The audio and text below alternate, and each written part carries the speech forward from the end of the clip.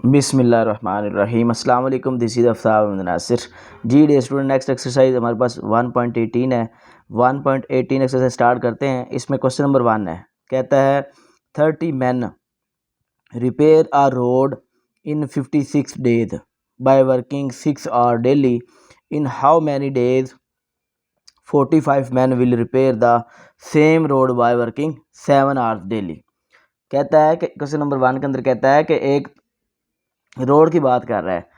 30 आदमी 6 घंटे रोज़ाना काम करके 56 दिन में एक सड़क, एक रोड को मरम्मत करते हैं, रिपेयर करते हैं।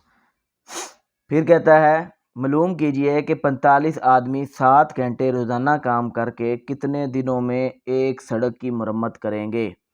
अगर पहले उसने कहा कि 30 आदमी हैं, 56 डेज लगा रहे हैं और 6 घंटे रोज़ाना काम करते हैं और उसको मुकम्मल करते हैं। अगर 45 दिन लगाएं, 7 घंटे रोज़ाना काम करें, तो फिर वही सेम रोड कितने दिनों में मुकम्मल होगा। हमने नंबर ऑफ़ डेज़ यहाँ पर फाइंड करना है। क्या फाइंड करना है जी? Number of days. यहाँ पर देखें, एक तो मैन है, दूसरा डेज है, तीसरा टाइम है आवर्स के अंदर। ठीक हो गया। इन तीनों को हम देखते हुए इस क्वेश्चन को सॉल्व करेंगे। तो क्वेश्चन के स्टेटमेंट की समझ आ गई होगी। अब चलते हैं इसके सॉल्यूशन की तरफ। जी, क्वेश्चन की स्टेटमेंट समझ आ गई। अब सबसे पहले हमने डेज फाइंड करने हैं। तो सबसे पहले जो चीज़ फाइंड करनी होती है, हमें पता है उसको लेट किया जाता है। तो मैं यहाँ पर लिखूँगा let the number of days be x. हमने नंबर ऑफ डेज को एक्स की इक्वल लेट कर लिया। ठीक हो गया। अब यहाँ पर देखें जी, हमारे पास 3 चीज़ें मैंने आपको बताई हैं। डेज, उसके बाद मैन, और लास्ट पर हमारे पास है जी हार्ट, आर्स। ठीक हो गया जी। अब यहाँ पर देखें, क्वेश्चन की स्टेटमेंट के ऊपर फोकस करना है आपने। स्टेटमेंट से ही सारा सोल्यूशन है, बड़ा आसान काम है। पहले उसने कहा कि 30 मैन हैं, 56 डेज हैं और 6 आवर्स हैं। तो यहाँ पर हमने क्या करना है जी, इस तरतीब से लिखना है कि हमारे पास सबसे पहले 30 मैन है, फिर हमारे पास है यहाँ पर 30 मैन यहाँ पर आएगा, और यहाँ पर 56 डेज हैं, 56 डेज हैं, 30 मैन हैं और डेली वो काम कर रहे हैं 6 घंटे। ये बात होगी। फिर वो कहता है इससे नेक्स्ट जो पॉइंट में कहता है कि इन हाउ मैनी डेज 45 मैन। तो यहाँ पर डेज की बात की कि उसको फाइंड करना है, जो हमने लेट किया हुआ है एक्स को, इसको यहाँ पर एक्स लिख लेते हैं। और यहाँ पर 45 मैन हो गए हैं, और यहाँ पर जो आवर्स उन्होंने वर्किंग जो आवर्स हैं वो 7 हो गए हैं। ये क्वेश्चन की स्टेटमेंट में जितनी बातें थी वो मैंने इधर लिख ली। ठीक हो गया। इसके बाद अब यहाँ पर देखें, हमने यहाँ पर सिर्फ ये देखना है कि यहाँ पर डायरेक्ट प्रोपोर्शन आएगा या इनवर्स प्रोपोर्शन आएगा। डायरेक्ट प्रोपोर्शन आएगा तो क्वेश्चन को किस स्टाइल में सॉल्व करते हैं, इनवर्स प्रोपोर्शन आएगा तो किस वे में लेके जाएंगे। अब यहाँ पर सबसे पहले आपने एक चीज़ ज़हन में रखनी है कि जिधर एक्स होता है उसमें आपने सिर्फ ये एरो हेड जो है इसको आपने अपवर्ड इसे लगा देना है, इसका मुँह ऊपर कर देना है एरो का। ठीक हो गया, इतनी बात क्लियर होगी। फिर आप देखें, अब यहाँ पर हमने फोकस करना है कि हमारे पास डायरेक्ट प्रोपोर्शन होगा तो एरो हेड ऊपर जाएगा, इन्वर्स प्रोपोर्शन होगा तो एरो हेड नीचे की तरफ आएगा। अब हमने कंपेयर क्या करना है, अब पहले इसको छुपा लेते हैं। अब यहाँ पर देखिए जी, 30 आदमी 56 डेज के अंदर इस काम को मुकम्मल करते हैं। अगर 45 आदमी होंगे तो आप खुद सोचें कि एक काम को 30 आदमी 56 डेज के अंदर मुकम्मल कर रहे हैं। तो अगर आदमी ज़्यादा हो जाए, मतलब आदमी इधर 45 है ना, 45 आदमी अगर जो मैन हो, तो उस काम को जल्दी ख़त्म करेंगे या ज़्यादा टाइम लगाएंगे, ज़्यादा डेज लगाएंगे। तो यहाँ पर हमें पता चल गया कि वो आदमी कम डेज में मुकम्मल कर लेंगे। पहले आदमी थोड़े थे और अब आदमी ज़्यादा। जी, अब हमें समझ आ गई कि अगर 30 आदमी थे तो 56 डेज में ये काम मुकम्मल हो रहा था, लेकिन अगर 45 आदमी होंगे तो फिर ये काम जल्दी मुकम्मल हो जाएगा। तो डायरेक्ट प्रोपोर्शन होता है कि एक चीज़ के बढ़ने से दूसरी चीज़ बढ़ जाए। तो यहाँ पर क्या हुआ है, ये मैन जो है वो इंक्रीज़ हुए हैं, डेज डिक्रीज़ हो गए हैं। डेज कम हो गए, मैन ज़्यादा हो गए हैं। तो जो मैन हैं वो इंक्रीज़ हुए, डेज डिक्रीज़ हुए, तो इसका मतलब that is inverse proportion. That is inverse proportion. जब इन्वर्स प्रोपोर्शन होगा तो हम एरो हेड डाउनवर्ड होगा, नीचे की तरफ हम ये एरो हेड होगा। ठीक हो गया। फिर इसको छुपा लेते हैं। अब यहाँ पर देखिए 6 घंटे काम करने से 56 डेज में मुकम्मल हो जाता है। एक काम 6 दिन करने से रोज़ाना के हिसाब से तो वो 56 डेज में मुकम्मल हो जाता है। अगर हम काम उसी काम को 7 घंटे में करना शुरू कर दें रोज़ाना के हिसाब से तो वो जल्दी ख़त्म हो जाएगा। ज़ाहिर सी बात है कि एक काम रोज़ाना 6 घंटे में करने से मुकम्मल होता है, तो अगर उसको मतलब 56 दिन में मुकम्मल होता है। अगर वही काम हम 7 घंटे में करना मतलब 1 घंटा बढ़ा दें तो यहाँ टाइम बढ़ा देंगे तो वो कम दिनों में मुकम्मल हो जाएगा। तो इसका मतलब ये क्या है जी, एक चीज आवर्स डिक्रीज हुए हैं और यहाँ पर डेज इंक्रीज हो जाएंगे। सॉरी, आवर्स इंक्रीज हुए हैं और डेज डिक्रीज हो जाएंगे। तो एक चीज़ इंक्रीज होती है दूसरी डिक्रीज होती है, तो उस वक्त क्या होता है जी, direct proportion sorry inverse proportion होता है। तो इन्वर्स प्रोपोर्शन जब होता है तो हम एरो हेड को हमेशा नीचे की तरफ इस तरह से लगाते होते हैं। ठीक हो गया, इतना क्लियर होगा। अब नेक्स्ट स्टेप आपने ये ध्यान में रखना है कि जिधर एरो हेड होगा, जैसे ये है जैसे ये है जैसे ये, जिधर एरो हेड होगा वो वैल्यू हमेशा डिनोमिनेटर में आएगी। कैसे? अब एरो हेड इधर है तो 56 जो है वो डिनोमिनेटर में चला जाएगा और जिधर एरो हेड नहीं वो नोमिनेटर में। तो यहाँ पर एक्स लिख लेंगे और नीचे हमारे पास क्या है जी, 56 इस तरह से आ जाएगा। ठीक हो गया। एक्स वाले जिधर एक्स होगा उससे नेक्स्ट हमने इक्वल लगाना है यहाँ पर। तो जिधर एक्स वाली वैल्यू होगी उसके साथ इक्वल लगाया जाएगा हमेशा, चाहे इधर एक्स की वैल्यू इधर हो चाहे एक्स वैल्यू इधर लिखी हो, जिधर भी लिखी हो। ठीक हो गया। नेक्स्ट अब यहाँ पर देखें एरो हेड इधर है तो 45 हमेशा डिनोमिनेटर में आएगा, तो यहाँ हम लिख लेंगे 30/45 मल्टीप्लाई। अब यहाँ पर देखिए एरो हेड इधर है तो हम 6/7 लिख देंगे। जिधर एरो हेड होगा वो वाली वैल्यू देखें मैंने सारी की सारी डिनोमिनेटर में लिखी हुई है। इतना समझ आ गया। नेक्स्ट अब देख लें ऊपर नीचे देखें इनमें से कुछ कटता है काट लें, इधर बाकी वैसे लिख देते हैं। तो यहाँ पर हम लिखेंगे x/56। यहाँ पर देखें 30/45 इसमें कुछ कटता है तो काट लें। ये भी 3 पे कटता है, ये भी 3 पे कटता है, ये भी 3 पे कटता है, तो काट लेते हैं। इसको 3 पे काट लेते हैं। चलें 3 2 6, 3 पे काट 3 1 3 1 हासिल 15 3 5 15। अब यहाँ पर 15 1 15 15 2 30। यहाँ पर रहेगा 2, यहाँ पर रहेगा 2 और नीचे रहेगा 7, मतलब 2 × 2/7 ये रह गया। नेक्स्ट यहाँ पर 2 को 2 से मल्टीप्लाई करें 4/7 और ये डिवाइड हो रहा है इस साइड पे जाकर ये मल्टीप्लाई हो जाएगा 56। ठीक हो गया। नेक्स्ट ये 7 56 से काटा जा सकता है, 7 1 7 7 8 56। इधर रहेगा 4 × 8। तो यहाँ पर हमारे पास 4 इधर 8 आ गया, तो हम क्या करेंगे इसको मल्टीप्लाई करेंगे। 4 को 8 से मल्टीप्लाई करें तो ये क्या बनता है जी 32। तो ये 32 हमने डेज को लेट किया हुआ था, तो वही काम जब 7 घंटे हो जाएंगे 45 आदमी आ जाएंगे तो वही काम 32 डेज के अंदर मुकम्मल हो जाएगा। तो यहाँ पर मैं कह सकता हूँ 10 32 डेज आर रिक्वायर्ड। तो यहाँ पर 32 डेज रिक्वायर्ड होंगे। ठीक हो गया। क्वेश्चन नंबर 1 यहाँ पर कंप्लीट होता है। जी day student, next question number 2 हमारे पास है। कहता है कि if 60 women spin 48 kg of cotton by working 8 hours डेली, how much cotton will 30 women spin by working 12 hours डेली। क्वेश्चन नंबर 2 की स्टेटमेंट में कहता है कि 60 औरतें 60 वुमेन 60 औरतें 8 घंटे रोजाना काम करके 48 किलोग्राम सूत काटती हैं। ठीक हो गया। मालूम कीजिए कि 30 औरतें 12 घंटे काम करके कितने किलोग्राम सूत काट लेंगी।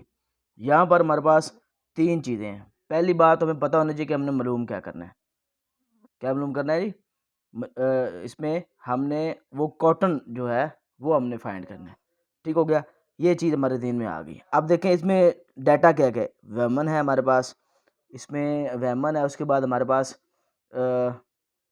इसमें आर्स है डेली के, और इसमें स्पिन है। ठीक हो गया, मतलब वो कॉटन है।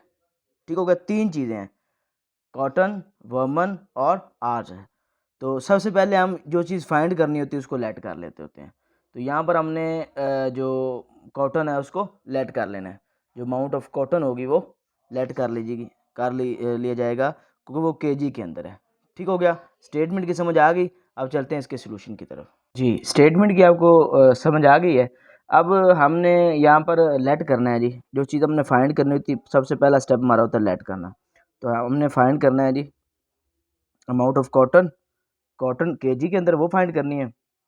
तो यहाँ लिख लेता हूँ let amount of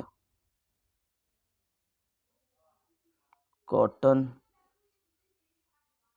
B x let कर ली इन केजी के अंदर हमने ये चीज़ फाइंड करनी है। ठीक हो गया। अब हमारे पास तीन चीज़ें थी, मैं ये बता चुका हूँ। एक कॉटन जो हमने फाइंड करनी है, दूसरी वोमेन, और तीसरी चीज़ यहाँ पर थी टाइम आवर्स। ठीक होगा जी। अब यहाँ पर सबसे पहला जो स्टेप है, उसने कहा कि अपनी बुक अपने पास रखें। कहता है कि इफ़ 60 वेमन और 48 kg cotton by working 8 hours daily. तो सबसे पहले कितनी कॉटन है जी? 48। यहाँ पर आप लिखना चाहें तो लिख सकते हैं कि केजी के अंदर है, 48 kg है। जो वेमन है वो कितनी है? 60 वेमन है, और फिर वो काम कर रही हैं जी 8 घंटे। ठीक हो गया जी। फिर अब हमने कॉटन को फाइंड करना है कि वो कितनी कॉटन होगी जब जो वेमन है वो 30 होंगी और वर्किंग आवर्स 12 होंगे। ठीक हो गया। ये स्टेटमेंट के अंदर गिवन है, स्टेटमेंट को देख के यह आपने काम करना है। अब हमारा फर्स्ट स्टेप ये होता था, जैसे लास्ट क्वेश्चन के अंदर भी, कि इधर एक्स होता है जिस साइड पे, उधर हमने एरो जो है वो ऊपर की तरफ इस तरह से लगा देना, एरो अपवर्ड होगा। ठीक हो गया। नेक्स्ट, अब हम एक छुपा लेते हैं, इसके इन दोनों को कंपेयर करते हैं। हमेशा एक्स के साथ दोनों को कंपेयर करना है, तो पहले मैं इसको कंपेयर करने लगा, उसको छुपा लेता हूँ। अब देखिए 60 औरतें हैं, तो वो 48 kg कॉटन जो है वो बना जो है हासिल करती हैं, 48 कॉटन। अगर 30 औरतें होंगी, 30 औरतें होंगी, तो वो कितनी कॉटन जो है वो हासिल करें केजी के अंदर? तो ज़ाहिर है जब औरतें कम होंगी तो उनको हासिल भी कम होगी, कॉटन जो है वो कम हासिल होगी। तो औरतों के कम होने से मतलब जो वेमन है वो डिक्रीज हुई, तो जो कॉटन है वो भी डिक्रीज होगी। तो इसका मतलब ये हमारे पास क्या है जी? Direct proportion. डायरेक्ट प्रोपोर्शन होता है एक चीज़ के डिक्रीज होने से दूसरी चीज़ डिक्रीज हो जाए। तो यहाँ पर मैं इसको हमेशा जब डायरेक्ट प्रोपोर्शन होता है तो हम एरो हेड अपवर्ड लगाते होते हैं। अब इसको छुपा लें। देखें 8 घंटे वो काम कर रही हैं और उनको हासिल हो रहा है जी 48 kg कॉटन। अगर वो 12 घंटे काम करेंगे तो जाहिर सी बात है ज़्यादा होगा। जो 8 घंटे में हासिल होता है तो 12 घंटे में वो ज़्यादा हासिल होगा कॉटन जो है केजी के अंदर। तो इसका मतलब है कि आवर्स इंक्रीज हुए तो कॉटन भी इंक्रीज हो गया, अमाउंट ऑफ कॉटन भी इंक्रीज होगी। तो उसके इंक्रीज होने से ये भी इंक्रीज होगी। तो ये हमारे पास क्या होता है? Direct proportion. तो इसको हम हमेशा अपवर्ड एरो हेड लगाते हैं। ठीक हो गया। ये सेकंड स्टेप क्लियर हुआ हमारा। नेक्स्ट, जो एक्स वाली वैल्यू होती है उसके उसके साथ दूसरी वैल्यू को कंपेयर कैसे कंपेयर कर लिया हमने। अब नेक्स्ट देखें कि जिधर एरो हेड होगा वो हमेशा वैल्यू हमेशा डिनोमिनेटर में आएंगी। जैसे कि ये भी वैल्यू एरो हेड वाली ये हमेशा डिनोमिनेटर में आएगी। तो यहाँ पर एक्स जो है डिनोमिनेटर में चला जाएगा इस एरो हेड की वजह से, और 48 डिनोमिनेटर में आ गया। अब नेक्स्ट एक्स के साथ क्या हो जाता है जी? इक्वल।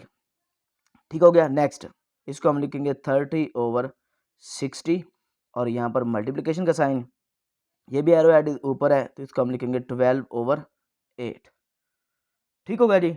अब यहाँ पर आ गया x/48 इज इक्वल टू 0 से 0 कट गई, 3 1 3 3 2 6। ठीक हो गया।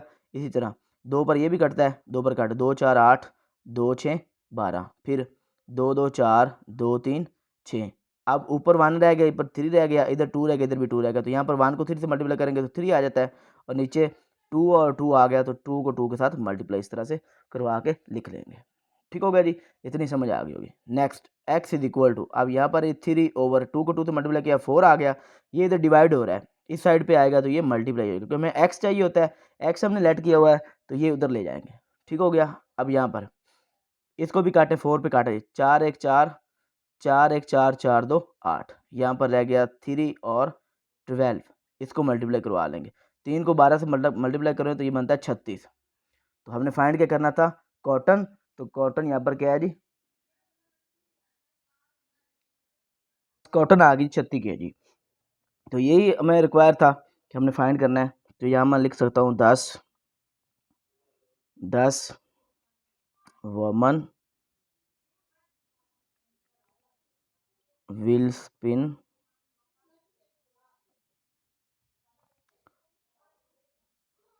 36 kg कॉटन। तो 12 घंटे काम करने पे 30 औरतें जो 12 घंटे काम करेंगी तो उनसे जो कॉटन में हासिल होगा वो 36 kg होगा। ठीक हो गया। तो यहाँ पर क्वेश्चन नंबर 2 कंप्लीट होता है। नेक्स्ट क्वेश्चन नंबर 3 हमारे पास है।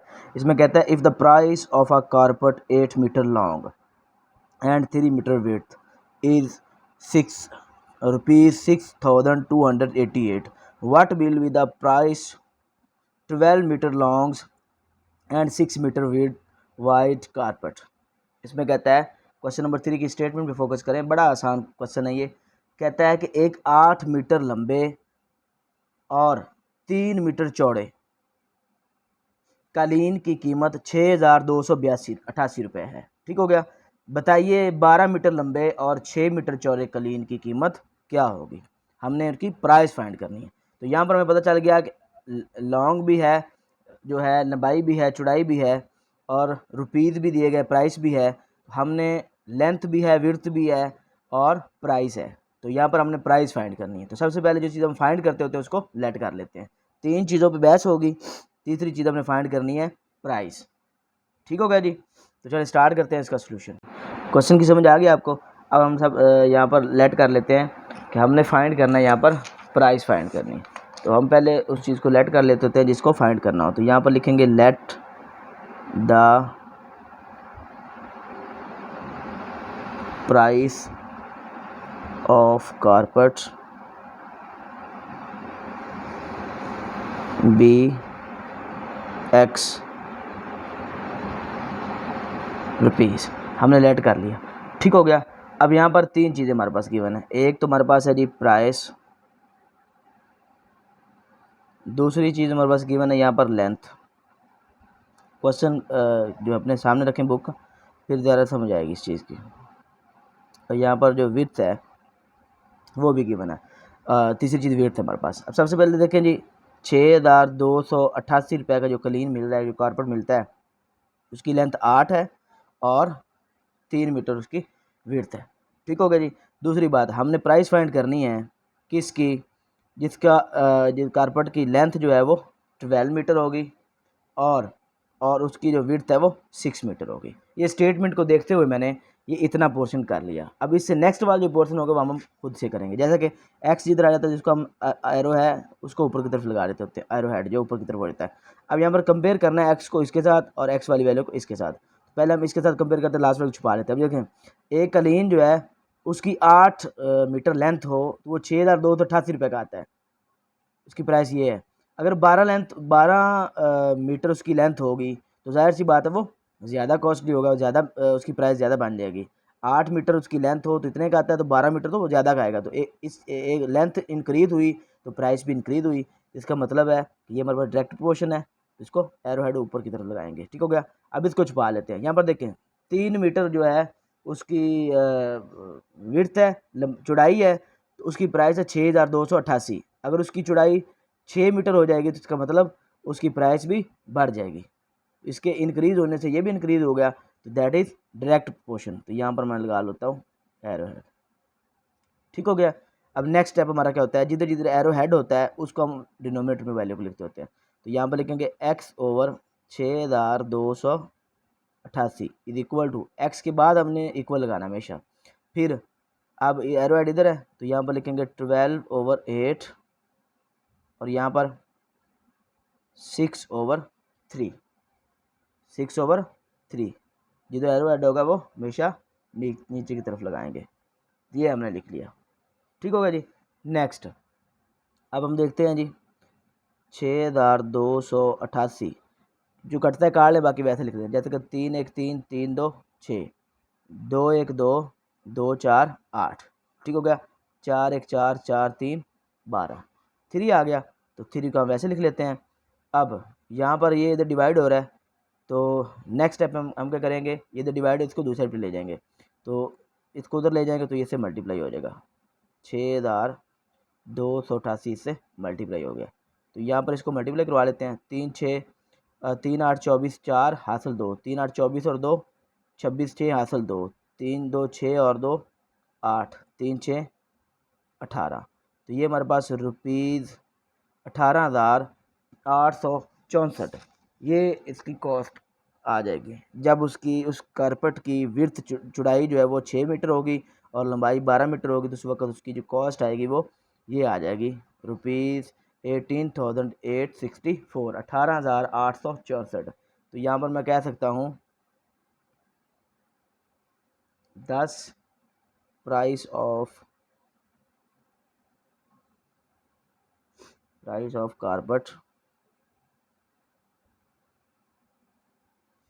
carpet will be rupees 18,864। तो ये क्वेश्चन नंबर 3 यहाँ पर कंप्लीट होता है। नेक्स्ट क्वेश्चन नंबर 4 हमारे पास है, if 15 labours earn rupees 67,500 in 9 days, how much money will 10 labours earn in 12 days। Question number 4 के अंदर कहता है कि अगर जो है 15 मज़दूर, कितने 15 लेबर, 15 मज़दूर 9 दिनों में 67,500 रुपये कमा लेते हैं, मालूम कीजिए कि 10 मज़दूर 12 दिनों में कितनी रकम कमा सकेंगे। तो यहाँ पर हमारे पास 3 बातें हुई, एक तो लेबर्स की हुई बात, फिर रुपीज़ की बात हुई, फिर डेज़ की बात हुई। पहले वो कहता है कि जो 15 मज़दूर हैं वो 9 दिन के अंदर 67,500 रुपये कमाते हैं। फिर कहता है कि वो कितनी मनी 10 लेबर जो हैं और जो 12 दिन के जो है अमाउंट जो है वो 10 लेबर जो 10 मज़दूर हैं वो 12 दिन के अंदर कमा सकते हैं। तो स्टेटमेंट की समझ आ गई, चलते हैं इसको सॉल्यूशन की तरफ। तो यहाँ पर अमाउंट फाइंड करनी है जी, वो कितने कमाते हैं, वो मनी फाइंड करनी है। तो सबसे पहले हम लेट कर लेते होते हैं जी, जो चीज़ फाइंड करनी है उसको लेट करते हैं। तो let the money be x rupees, ठीक होगा जी। अब यहाँ पर 3 चीज़ें, एक तो रुपीज़ है, मनी है, फिर दूसरी चीज़ यहाँ पर लेबर है, और तीसरी चीज़ यहाँ पर डेज है, ठीक हो गया।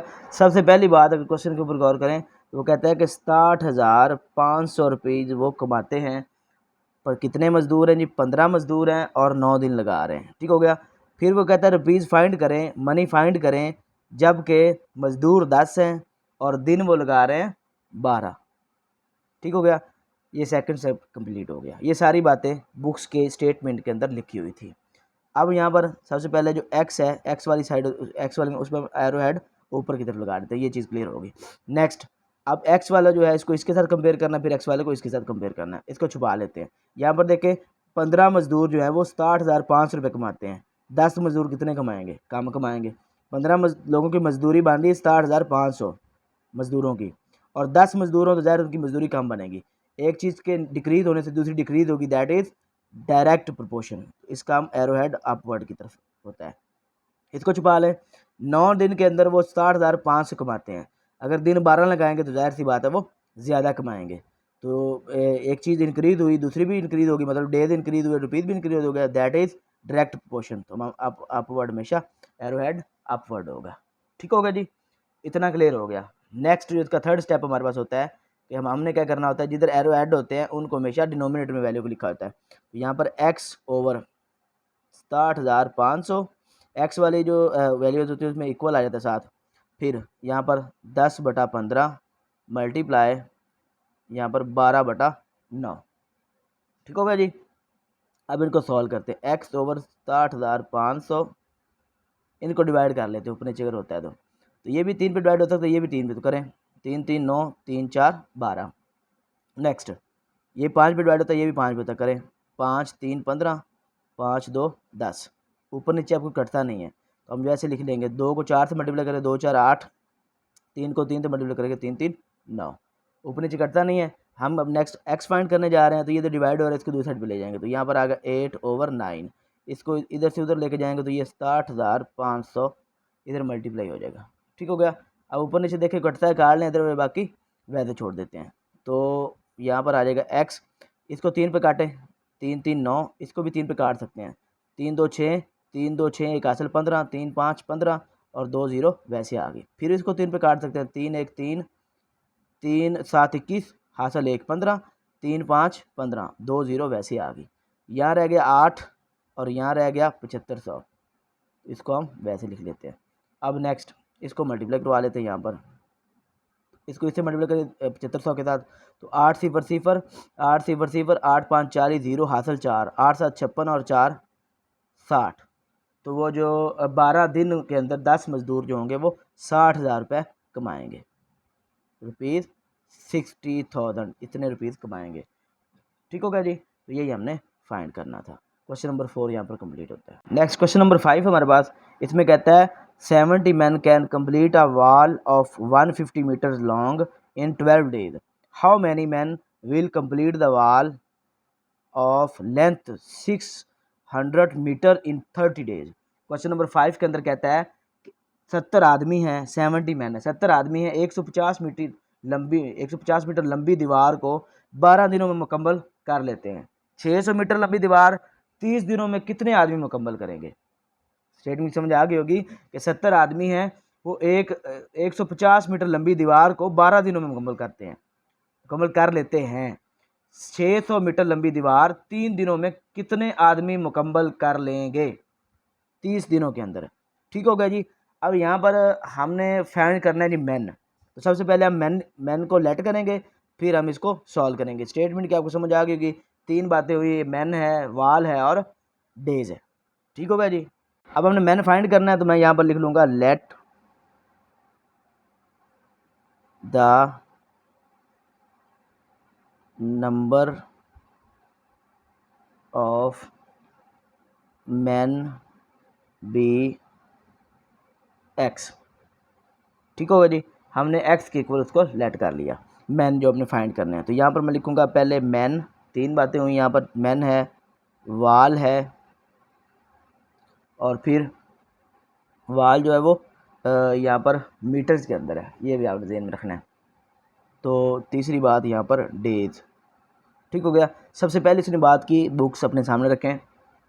पहली बात वो करता है कि 70 आदमी हैं जो 150 मीटर लंबी दीवार को 12 दिन के अंदर मुकम्मल करते हैं। पहली ये बात हुई। फिर वो कितने आदमी होंगे कि जब 600 मीटर लंबी दीवार होगी और उनको अगर 30 दिन दे दिए जाएँ, ये बात होगी। ये सारा का सारा डाटा क्वेश्चन में सेव है। ठीक हो गया, इसकी समझ आ गई होगी। नेक्स्ट स्टेप, जिधर एक्स होता है उधर हम एरो हेड हमेशा अपवर्ड ऐसे लगा देते थे। ठीक हो गया। नेक्स्ट इस एक्स का दोनों को कंपेयर करें। पहले इसको छुपा लेते हैं। यहाँ पर देखें 150 मीटर लंबी दीवार है और आदमी कितने हैं? 70। अगर 600 मीटर लंबी दीवार होगी तो आदमी ज़्यादा होंगे, ज़्यादा होंगे तो उसको मुकम्मल करेंगे ना। 150 मीटर लंबी दीवार 70 आदमी मुकम्मल करें काम को, और 600 मीटर लंबी दीवार से आदमी ज़्यादा होंगे। तो वाल में जो लंबाई है, लेंथ है, वो इंक्रीज हुई तो मैन भी इंक्रीज हुए। That is direct proportion. तो डायरेक्ट प्रोपोर्शन में हम अपवर्ड एरो हेड लगाते हैं। ठीक हो गया। अब इसको छुपा लें। अब कहता है कि 12 दिन के अंदर 70 आदमी जो हैं वो इस काम को मुकम्मल करते हैं। अगर 30 दिन लगाए जाएँ तो वही काम जो है वो इस चीज़ को समझे, 12 दिन में वो 70 आदमी हैं जो इस चीज़ को मुकम्मल कर रहे हैं। ठीक हो गया। अगर 30 दिन मिल जाए उनको तो ज़ाहिर है फिर वो आदमी मतलब दिन बढ़ गए हैं। अब दिन बढ़ा दिए गए हैं तो इसका मतलब आदमी कम हो जाएंगे। दिन बढ़े हैं ना, 12 दिन के अंदर 70 आदमी थे जो 12 दिन के अंदर मुकम्मल कर रहे थे। अगर दिन बढ़े हैं तो वजह ये बनी है कि जो आदमी है वो कम हुए हैं, वो आदमी जो है वो कम है, कम होने की वजह से दिन ज़्यादा लगे हैं। इसका मतलब डेज इंक्रीज हुए हैं और मैन डिक्रीज हुए हैं। तो दैट इज़ इनवर्स प्रोपोर्शन, और इनवर्स प्रोपोर्शन हमेशा हम डाउनवर्ड हम एरो हेड होता है। ठीक हो गया। इस चीज़ की समझ आई कि जब 12 दिन थे उनके पास तो 70 आदमी थे, 70 आदमी उनको मुकम्मल कर रहे थे, लेकिन दिन ज़्यादा हो गए, इसका मतलब आदमी कम हुए हैं। ज़ाहिर है अगर आदमी भी ज़्यादा हो जाए, दिन भी ज़्यादा हो जाए, इसका मतलब क्या है फिर? तो यहाँ पर चीज़ क्लियर हुई कि दिन के बढ़ने से आदमी कम हुए हैं, इस वजह से दिन ज़्यादा लगे हैं। ठीक होगा जी। तो यहाँ पर इस चीज़ का कंसेप्ट क्लियर हो गया। अब नेक्स्ट, जिधर एरो हेड होगा हमेशा वैल्यू डिनोमिनेटर में आएगी। तो यहाँ पर मैं लिख सकता हूँ x/70 इज इक्वल टू ये भी एरो इधर है, तो इसको डिनोमिनेटर में लिखेंगे 600 बटा 150। और नेक्स्ट ये आ जाएगा जी हमारे पास 12/30। ठीक होगा जी, ये चीज़ यहाँ पर क्लियर होगी। अब हमने क्या करना है जी, इसमें देखते हैं जो कटता है काट लें, बाकी वैसे छोड़ देते हैं। यहाँ पर आ जाएगा x/70, 0 से 0 काट गया, फिर एक 0 से ये भी काट गया, फिर 3 1 3 3 6 3 4 12। ठीक हो गया। नेक्स्ट ऊपर नीचे कटता है काट लें, जैसे कि ये 15 है, एक दफ़ा इसको चले लिख लें खूबसूरती के लिए। ये रह गया 6, नीचे 15 रह गया, और यहाँ रह गया 4। मज़ीद देख के कटता है काट लेते हैं।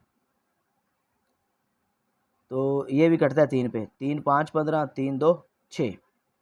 अब नहीं कटता कोई भी। 2 और 4 बटा 2 4, 8/5। नेक्स्ट ये डिवाइड हो रहा है इधर, इसको दूसरी साइड पे ले जाएंगे तो मल्टीप्लाई हो जाएगा, तो हम लिखेंगे 8/5। ये इधर जाके मल्टीप्लाई हुआ, तो यहाँ पर देखें 5 1 5, 5 1 5 हासिल 2, 20, 5 4 20। तो यहाँ पर रहेगा 8 × 14। अब इसको मल्टीप्लाई करते हैं जी, 8 4 32 हासिल 3, 8 1 8 और 3 11। मतलब 112 आदमी जो है मैन हुए हैं, जिसकी वजह से वो दिन जो है इसमें आ गए हैं। वो टोटल मैन कितने हैं जी, 112। तो यहाँ पर लिखेंगे जी 112 मैन। ठीक होगा जी। तो ये हमारे पास था यहाँ पर 112 जो है मैन है। जाहिर सी बात है, जब डेज तो इंक्रीज हुई, यहाँ पर दीवार भी उतनी लंबी थी, दीवार भी लंबी हो गई और डेज जो हैं वो भी ज़्यादा मिल गए। तो ज़ाहिर है, जब दीवार की लेंथ बढ़ी है तो डेज भी ज़्यादा मिले हैं, तो इस वजह से वो आदमी भी बढ़ा दिए गए। तो ये हमारे पास 112 मैन आता है। तो यहाँ पर आप लिखना चाहें तो स्टेटमेंट के तौर पर यहाँ पर लिख सकते हैं 10 112 मैन आर रिक्वायर्ड। तो 112 जो आदमी रिक्वायर्ड थे, इतनी मीटर लंबी दीवार, और अगर 30 दिन में मुकम्मल करनी है। तो क्वेश्चन नंबर 5 जो है उसका सोल्यूशन हमें मिल गया जी। नेक्स्ट क्वेश्चन नंबर 6 हमारे पास कहता है, if the far of 12 quintal luggage for a distance of 18 kilometre is 12 rupees, how much far will be charge for a luggage of 9 quintal for a distance of 20 kilometre. Question number 6 की statement पे focus करें। कहता है कि 12 quintal वजनी, ये unit है quintal, 12 quintal वजनी सामान का किराया, जो किराया है वो कितना है जी, इसमें 18 किलोमीटर फासले के लिए 12 रुपये हो, तो 9 क्विंटल वजनी सामान का किराया 20 किलोमीटर फासले के लिए कितना होगा। यहाँ पर हमने जो किराया है वो फाइंड करना है। तो उसने कहा कि अगर 12 क्विंटल वजनी सामान का किराया 18 किलोमीटर डिस्टेंस के लिए 12 रुपये हो, तो 9 क्विंटल जो है वजनी सामान का किराया 20 किलोमीटर के लिए कितना होगा। मतलब 20 किलोमीटर डिस्टेंस के लिए, फासले के लिए कितना होगा। तो स्टेटमेंट की आपको समझ आ गई कि यहाँ पर हमने फार जो फाइंड करना है जी, क्या फाइंड करना है, फार मतलब किराया हमने फाइंड करना है। तो चलते हैं सोल्यूशन की तरफ। स्टेटमेंट की समझ आ गई। अब हमने जो फाइंड करना है उसको लेट कर लेते हैं, जैसा कि let the far x far be x rupees. तो रुपीज़ के अंदर होता है किराया। ठीक हो गया। अब यहाँ पर 3 चीज़ें हमारे पास गिवन है, फार, किराया, डिस्टेंस, और तीसरी चीज़ क्विंटल। 3 चीज़ें। ठीक हो गया। सबसे पहले किराया था 12 रुपीज़ और डिस्टेंस था 18 किलोमीटर, और क्विंटल जो था वो उसमें जो वो 12 क्विंटल था। ये क्वेश्चन के अंदर गिवन है स्टेटमेंट, बुक अपने पास रखें। 12 रुपये किराया था, 18 किलोमीटर डिस्टेंस था, और यहाँ पर जो जिसमें जो वेट था वो 12 था। ठीक हो गया। अब हमने किराया फाइंड करना है जब डिस्टेंस जो है, ये मैंने लेट किया हुआ है, पहले लेट कर लिया, जब डिस्टेंस जो है वो 20 किलोमीटर हो और उसका जो वज़न है वो 9 हो। ठीक हो गया, 9 क्विंटल हो। अब सबसे पहला स्टेप हमारा ये था कि हमने लेट कर लिया, दूसरा स्टेप ये हमने तरतीब में लिख लिया। अब तीसरा स्टेप है, हम एक्स वाला जो होता है इसको हम अपवर्ड एरो हेड लगाते हैं। नेक्स्ट कंपेयर करना है एक्स के साथ दोनों को, इसको छुपा लेते हैं। डिस्टेंस 18 किलोमीटर है तो किराया बन रहा है 12 रुपये। अगर डिस्टेंस ज़्यादा होगा, मतलब 20 किलोमीटर है, डिस्टेंस ज़्यादा हो गया तो यहाँ पर किराया बढ़ जाएगा। तो डिस्टेंस इंक्रीज़ हुआ तो किराया इसका फार जो है वो भी इंक्रीज़ हुआ। That is direct proportion. तो डायरेक्ट प्रोपोर्शन हमेशा अपवर्ड की तरफ, हेड जो है वो अपवर्ड होता है। इसको छुपा लें। वज़न जो है उसका 12 क्विंटल है तो उसका किराया 12 रुपये है। अगर उसका वज़न 9 क्विंटल होगा तो जाहिर सी बात उसका किराया कम होगा।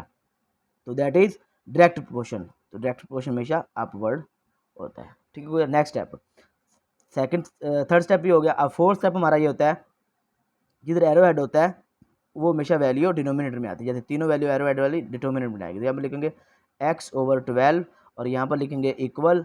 नेक्स्ट इस 18 को भी डिनोमिनेटर में लिखेंगे और 20/18 और यहाँ पर आ जाएगा 9/12। ठीक हो गया जी। नेक्स्ट इधर आ गया x/12 इज इक्वल टू, अब यहाँ पर देखें जी, ऊपर नीचे देखें तो जो कटता है काट लें, बाकी वैसे छोड़ दें। 3 पे ये भी कटता है, ये भी कटता है। 3 पे काटें, 3 3 9, 3 4 12 और ये 4 1 4 4 5 20। ठीक होगा जी। यहाँ पर रह गया 5 और यहाँ पर रह गया 18 और लास्ट यहाँ पर रह गया 3। अब ऊपर नीचे देखें जो कटता है काट लें इधर पे, बाकी वैसे लिख लें। तो यहाँ पर देखें ये कटता है 3 1 3 3 6 18, तो यहाँ पर रह गया 5/6, 5/6। तो यहाँ पर आ गया x इज इक्वल टू 5/6, ये डिवाइड हो रहा है और इधर आके मल्टीप्लाई होता है। 6 1 6 6 2 12, तो यहाँ पर रह गया 5 × 2 इज इक्वल टू 5 2 10। तो ये आ गया जी 10 रुपीज़। तो इसका मतलब क्या हुआ, 10, मैं यहाँ पर कह सकता हूँ 10 फॉर विल बी रुपीज़ 10। अगर 9 क्विंटल जो है होगा, जो वेट होगा और डिस्टेंस 20 किलोमीटर होगा तो उस वक्त उसका जो किराया है, जो फार है, वो 10 रुपीज़ बनता है। तो यही हमारा यहाँ पर फाइनल आंसर आ जाता है। क्वेश्चन नंबर 6 यहाँ पर कंप्लीट होता है। नेक्स्ट क्वेश्चन नंबर 7 है। इसके अंदर कहता है कि 14 mason can build a wall of meters high 12 days, meters high in 12 days. How many mason will be needed to build walls of 120 meters high in 7 days? Question number 7 के अंदर कहता है कि अगर 14 मैशन जो मामार हैं वो 12 मीटर ऊंची दीवार को 12 दिनों में मुकम्मल करते हैं, तो बताइए 120 मीटर ऊंची दीवार 7 दिनों में कितने मामार मुकम्मल कर सकेंगे। हमने मैशन जो मज़दूर हैं वो हमने फाइंड करना है। ठीक होगा जी। तो सबसे पहले यहाँ पर हम लेट कर लेते हैं, लेट द मैशन रिक्वायर्ड भी, उसको हम एक्स को लेट कर लेते होते हैं। तो चलें जी इसका सोल्यूशन स्टार्ट करें। स्टेटमेंट समझ आ गया आपको। यहाँ पर लेट करते हैं, let the mason required be X. ठीक हो गया। अब यहाँ पर 3 चीज़ें हैं, एक तो हमारे पास है मैशन, दूसरा हमारे पास है जी हाइट, और तीसरी यहाँ पर हमारे पास चीज़ है डेज। ठीक होगा जी। सबसे पहले अगर 14 ममार हैं, मज़दूर हैं, तो उसकी लंबाई जो है 12 मीटर है, उसकी हाइट जो है वो कितनी है जी, 12 मीटर हाइट है उसकी, तो दिन लगा रहे हैं वो 12। ठीक हो गया। जब 14 मैशन थे, 14 मैशन थे, तो उनकी जो हाइट थी वो 12 मीटर थी और वो 12 दिन लगा रहे थे। हमने फाइंड करना है उनको कि जब 120 मीटर लंबाई हो या हाइट उसकी हो तो 7 दिन लगाएं, तो वो हमने फाइंड करना है कि कितने मैशन ऐसे होंगे या मामार जो होंगे वो फाइंड करने हैं कि 120 मीटर हाइट हो और 7 दिन लगाएं तो फिर वो कितने होंगे जब उसकी हाइट 120 मीटर हो और डेज वो 7 लगाएं। तो सबसे पहले स्टेप हमारा होता है कि इसमें अपवर्ड हम इस तरह से लगा देते हैं एक्स वाला, फिर इसको छुपा लें। देखें 12 मीटर लंबाई हाइट है उसकी, 12 मीटर, तो कितने मैशन काम कर रहे हैं, 14। तो जाहिर सी बात है जब हाइट 120 मीटर होगी तो हाइट ज़्यादा जब होगी तो ज़ाहिर है उसके लिए मेशन वो ज़्यादा होंगे। ये हाइट इंक्रीज़ हुई तो इसके मेशन जो वो भी इंक्रीज़ हो गया, तो that is direct proportion. Direct proportion हमेशा एरो हेड ऊपर की तरफ होता है, अपवर्ड होता है। इसको छुपा लें। यहाँ पर देखें 12 डेज़ हैं तो 14 मेशन है। अगर 7 डेज़ होंगे तो इसका मतलब क्या होगा, दिन कम होने से ये जो हैं बढ़ जाएंगे, दिन कम होने से जो मेशन होंगे वो बढ़ जाएंगे। जाहिर सी बात है, जब डेज़ ज़्यादा थे तो मेशन 14 थे, जब डेज़ कम हुए इसका मतलब ये बढ़ा दिए गए और जल्दी काम मुकम्मल हो गया। तो दैट इज़ मतलब यहाँ पर डेज़ डिक्रीज़ हुए और मेशन इंक्रीज़ हुए, दैट इज़ इनवर्स प्रोपोर्शन। और इसको हम इस तरह से लिख लेंगे। ठीक होगा जी। नेक्स्ट, इतनी समझ आ गई सबको। अब अगर नहीं समझे तो वीडियो को बार बार पीछे करके देखा करें, समझ आ जाएगी आपको इंशाल्लाह। जिधर एरो ऐड होगा वो हमेशा वैल्यू डिनोमिनेटर में आ गई। तो यहाँ पर एरो ऐड है 14 डिनोमिनेटर में आ गई, तो मैं लिखूंगा x/14 इज इक्वल टू, यहाँ पर लिखूंगा 120/12, यहाँ पर 12/7। ठीक होगा जी। अब यहाँ पर हमारे पास है जी, ऊपर नीचे देख कटता है काट लें, बाकी वैसे छोड़ देते हैं। जैसा कि x/14, 12 से 12 कट गया, 12 1 जार 12, 12 1 जार 12, ये ऊपर नीचे नहीं कटता, तो इस वजह से इसको हम वैसे जोड़ देंगे 120/7। यहाँ पर देखिए 14 इधर डिवाइड हो रहा है, तो हम क्या करेंगे, इसको दूसरे साइड पे ले जाएंगे। तो यहाँ आ गया 120/7, ये डिवाइड हो रहा है 14, दूसरे साइड में मल्टीप्लाई हो जाएगा, 7 1 7 7 2 14। यहाँ पर आ गया x इज इक्वल टू, इसको मल्टीप्लाई करवा लें, 2 0 0 2 2 4 2 1 2, तो 240 वो मजदूर या मामार होंगे, तो वो इस काम को मुकम्मल करेंगे। कितने होंगे जी, 240। तो यहाँ पर लिख लें 240 मेशन। यहाँ पर हम ये भी कह सकते हैं 10 to 40 मेशंस आर रिक्वायर्ड। यहाँ पर क्वेश्चन नंबर 7 कंप्लीट होता है, इसका सोल्यूशन। नेक्स्ट क्वेश्चन नंबर 8 है, सॉरी।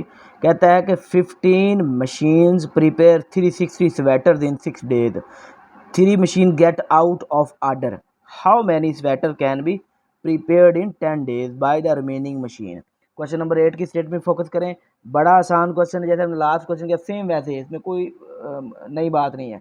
इसमें कहता है कि 15 मशीन प्रिपेयर, 15 मशीनों पर 6 दिनों में 360 स्वेटर जो है वो बुने जा सकते हैं, बनाए जा सकते हैं। तो बताइए अगर 3 मशीन ख़राब हो जाएं तो बाकी मशीनों पर 10 दिनों में कितने स्वेटर बुने जा सकते हैं।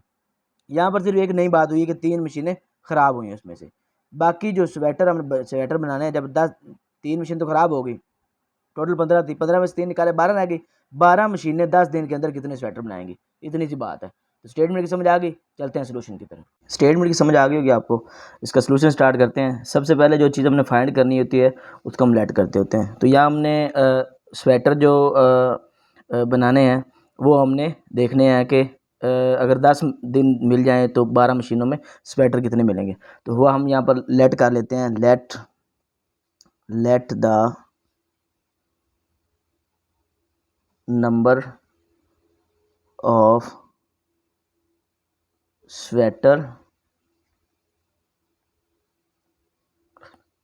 Sweaters be x. तो वो स्वेटर हमने एक्स को लेट कर लिए। अब यहाँ पर हमारे पास 3 चीज़ें हैं, एक तो है जी स्वेटर रेशो मशीन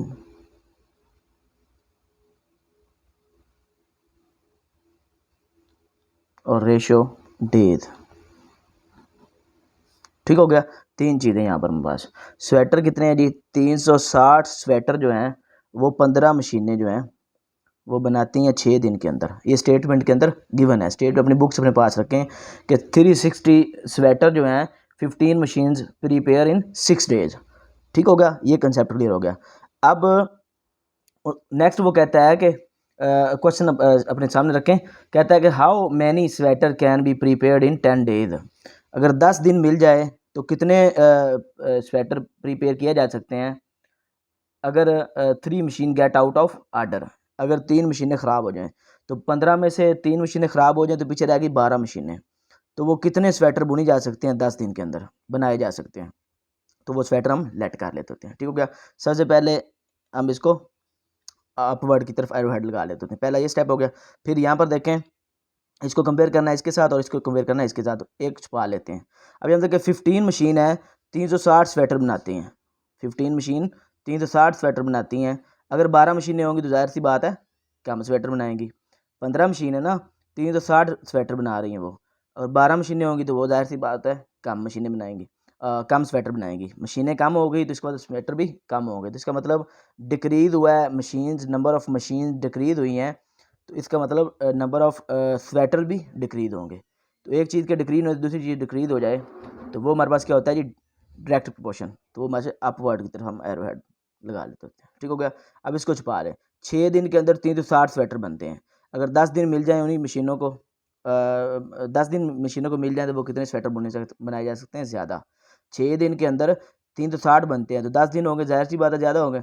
इसका मतलब डेज इंक्रीज हुए तो स्वेटर भी इंक्रीज होंगे, तो इसका मतलब दैट इज़ डायरेक्ट प्रोपोर्शन। तो इसको अपवर्ड हम लगा लेंगे। ठीक हो गया। अब जिधर एरो हेड होगा उसको हम डिनोमिनेटर में रखेंगे।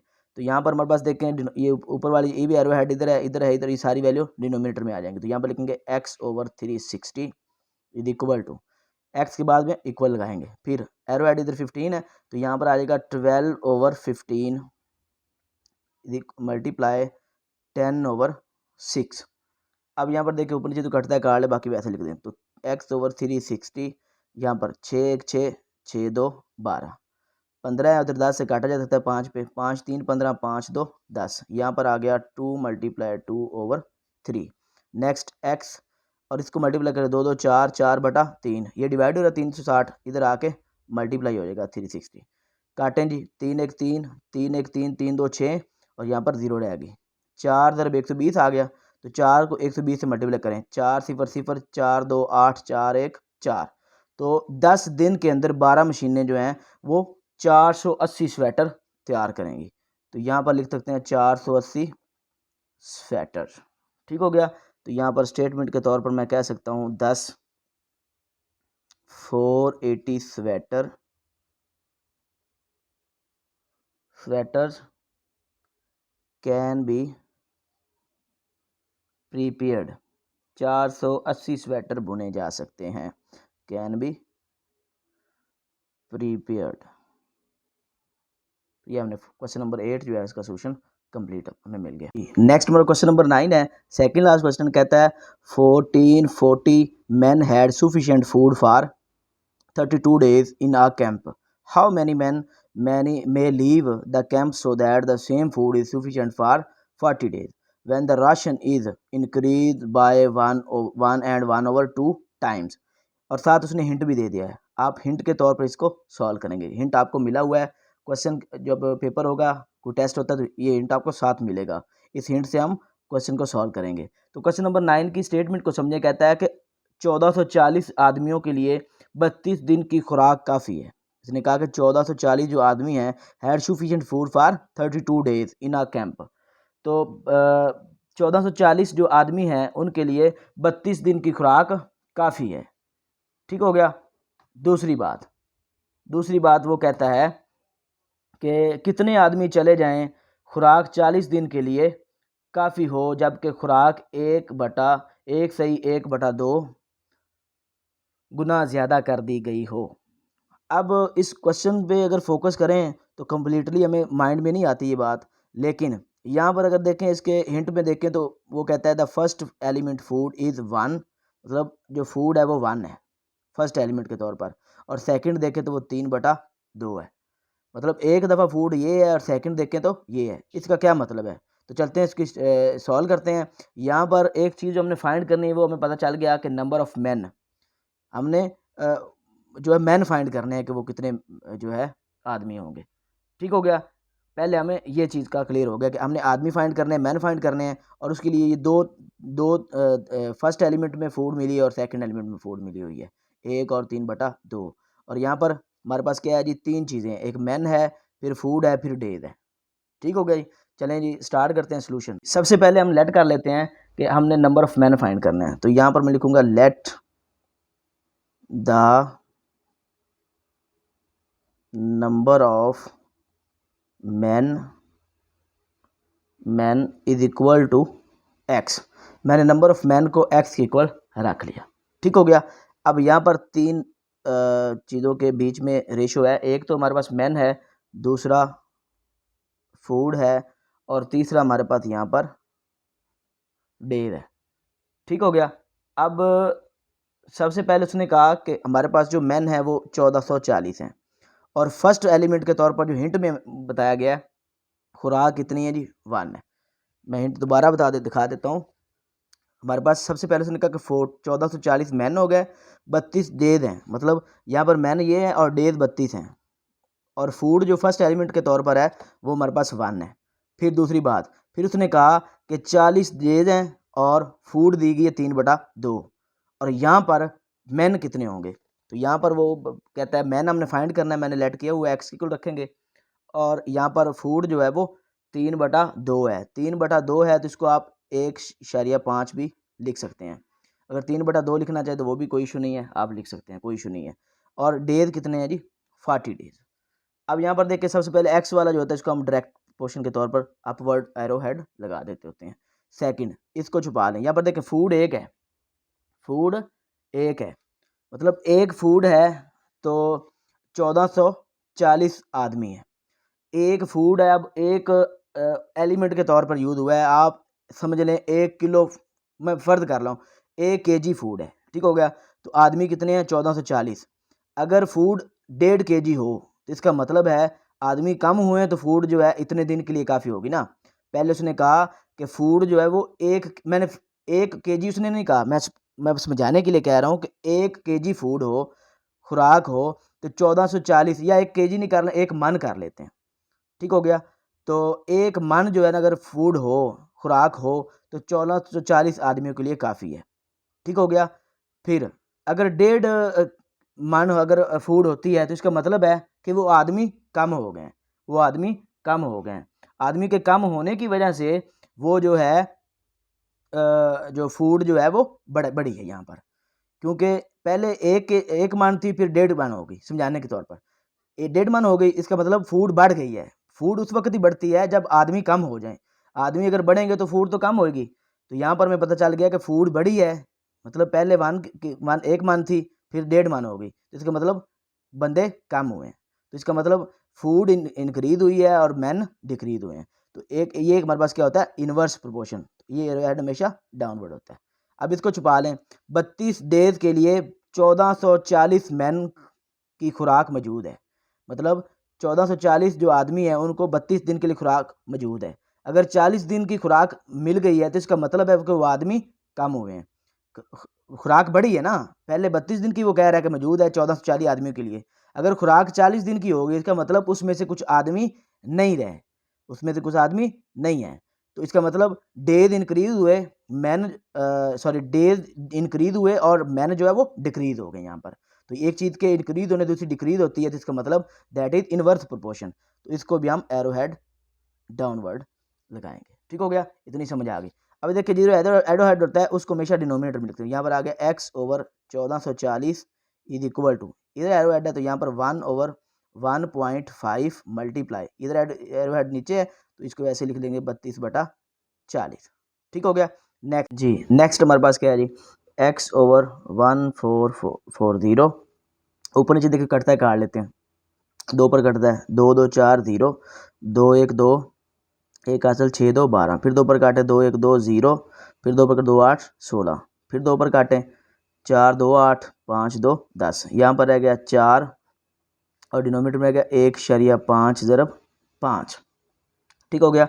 अब यहाँ पर हमारे पास रह गया 1 ओवर 1.5 मल्टीप्लाई 5, ये डिवाइड हो रहा है, इसको हम इधर मल्टीप्लाई करवा देंगे। तो यहाँ पर देखें जी इसको सॉल्व किया जा सकता है, 5 पे काट सकते हैं, 5 1 5, 5 2 10 हासिल 4 44, 5 8 40, फिर 4 हासिल 5 8 40। अब 4 को 88 से मल्टीप्लाई करें, 4 8 32 हासिल 3, 4 8 32 और 3 35, 5 हासिल 3, 4 2 8 और 3 11, तो ये हमारे पास आ गया 1152। ठीक हो गया जी। अब डिनोमिनेटर हमारे पास रहेगा 1.5। अब इसको मज़ीद सॉल्व करना है तो यहाँ पर देखें जी हम इसको किस तरह से सॉल्व करते हैं कि यहाँ पर हमारे पास आया जी 1100 52, तो ये डिवाइड हो रहा है जी 1.5 पे, तो इसको हम ऐसे भी लिख सकते होते हैं 1.5। तो यहाँ पर देखिए 1152 इज डिवाइडेड बाय 1.5, पॉइंट ख़त्म करेंगे तो पॉइंट का हमारे पास आता है 1 और बाकी 0 आ गए। तो यहाँ पर 1152 और यहाँ पर देखिए ये काटा जा सकता है 5 3 15 5 2 10 इज डिवाइडेड बाय 3/2 आ गया। अब यहाँ पर देखिए 1152 ये डिवीजन है, इसको मल्टीप्लिकेशन में कन्वर्ट करेंगे तो 2/3 आ जाता है। अब मज़ीद जो है ये देखिए 3 पे काटा जा सकता है, 3 पे ये इसको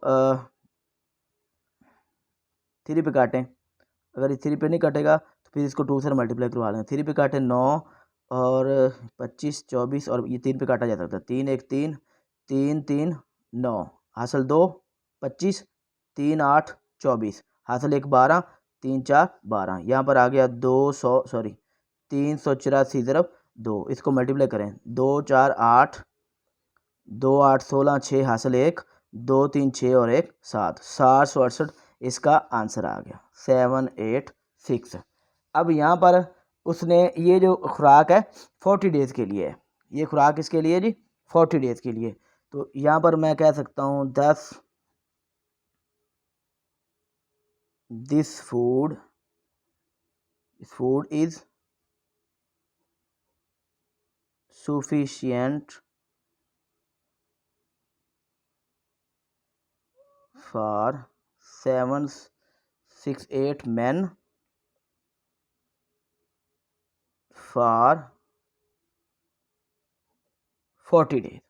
तो ये 40 दिनों के लिए ये खुराक काफ़ी है। ठीक हो गया। तो यहाँ पर हमने ये भी देखना है कि वो आदमी कितने दिन चले गए थे, तो वो भी हम यहाँ पर देख लेते हैं जी। मैन लेफ्ट, टोटल आदमी थे 1440 और यहाँ पर हमने जो फाइंड किए वो 768 हैं। तो इसको इसमें से सब्ट्रैक्ट करते हैं तो हमारे पास आ जाएगा 672 मैन। तो ये आदमी थे जो चले गए थे, ठीक है, जो लेफ्ट कर गए थे। तो यहाँ पर क्वेश्चन नंबर जो 9 है वो कंप्लीट होता है। नेक्स्ट मूव करते हैं क्वेश्चन नंबर 10 की तरफ। नेक्स्ट इसका लास्ट क्वेश्चन है, क्वेश्चन नंबर 10 कहता है 10 man can assemble 400 cycle in 8 days, how many cycle will 5 man assemble in, they work for 16 days. Question number 10 में कहता है कि 10 आदमी 8 दिनों में 400 साइकिल तैयार कर सकते हैं। 10 आदमी 8 दिनों के अंदर 400 साइकिल तैयार कर सकते हैं। How many cycles will 5 man assemble if the work for 16 days. फिर कहता है कि 5 आदमी 16 दिनों के अंदर कितनी साइकिल तैयार करेंगे। इसका मतलब हमने साइकिल फाइंड करना है। ठीक हो गया। तो चलिए स्टार्ट करते हैं इसका सोल्यूशन। हमने फाइंड करनी है साइकिल, तो यहाँ मैं लेट कर लेता हूँ, let the number of cycles be x, हम एक्स के इक्वल इसको लेट कर लेते हैं। तो यहाँ पर देखें जी, साइकिल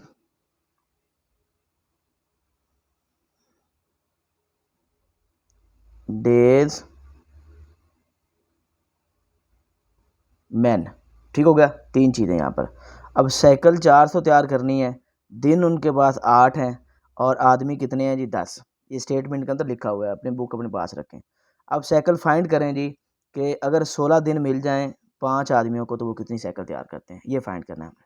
तो इसको हम हमेशा अपवर्ड रखते होते हैं, डायरेक्ट पोर्शन के तौर पर। नेक्स्ट, अब इसको छुपा लें। 8 दिन के अंदर 400 साइकिल तैयार होती है, तो 16 दिन के अंदर जाहिर सी बात है ज़्यादा तैयार होंगी। तो डेज इंक्रीज हुए, साइकिल भी इंक्रीज हुई, दैट इज डायरेक्ट प्रोपोर्शन। तो एरो हेड हमेशा अपवर्ड हो गया। फिर इसको छुपाएं। 10 मैन हैं, वो 4 साइकिल तैयार करते हैं। 5 मैन होंगे तो वो ज़ाहिर है कम साइकिल तैयार करेंगे, तो ये भी डिक्रीज हुआ और साइकिल भी डिक्रीज होगी, दैट इज डायरेक्ट प्रोपोर्शन। ऐसी सूरत में भी हम अपवर्ड एरो हेड होता है। ठीक हो गया। नेक्स्ट, जिधर एरो हेड होता है वो सुबह हम हमेशा डिनोमिनेटर में रखते होते हैं। तो यहाँ आ गया x/400, फिर 16/8 मल्टीप्लाइंग बाय 5/10। चले जी, नेक्स्ट स्टेप हमारा होता है जिसको डिवाइड करना, जो कटता है काट लेते हैं। तो 5 1 5 5 2 10, फिर 2 1 2 8 2 16, 8 1 8 8 1 8, यहाँ पर रह गया 1। ठीक हो गया जी। जब कुछ भी नहीं रहता, 1 को 1 से मल्टीप्लाई 1 आ गया, फिर 1 को 1 से मल्टीप्लाई 1 आ गया, तो 1 ऊपर आया 1 नीचे आ गया, ये ऐसे लिख लेते हैं एक दफ़ा। तो यहाँ पर रह गया 1 और 1 1 आ गया, तो ये डिवाइड हो रहा है, इस साइड पे जाके ये मल्टीप्लाई हो जाएगा। तो इसको ऐसे मल्टीप्लाई करेंगे तो हमारे पास आ जाएगा 400 साइकिल्स। तो इसका मतलब है कि वो 5 आदमी 16 दिन के अंदर 400 साइकिल तैयार करेंगे। अब इसमें ये सीन हुआ है कि पहले 10 आदमी थे तो 8 दिन मिल रहे थे, फिर आदमी 5 हुए तो डबल दिन मिल गए 16 दिन। वो भी 400 तैयार कर रहे हैं, ये भी 400 तैयार कर रहे हैं। तो इस क्वेश्चन की आपको समझ आ गई होगी। तो यहाँ पर एक्सरसाइज जो हमारे पास है वो इसमें एक्सरसाइज 1 पॉइंट जो है 18 कंप्लीट होती है। मुझे उम्मीद है सब बच्चों की इसकी समझ आई होगी। फिर भी किसी किस्म का कोई इशू हो, कोई मसला मसाइल हो तो कमेंट सेक्शन में ज़रूर आया करें। नेक्स्ट वीडियो मिलते हैं, तब तक के लिए अल्लाह हाफिज़।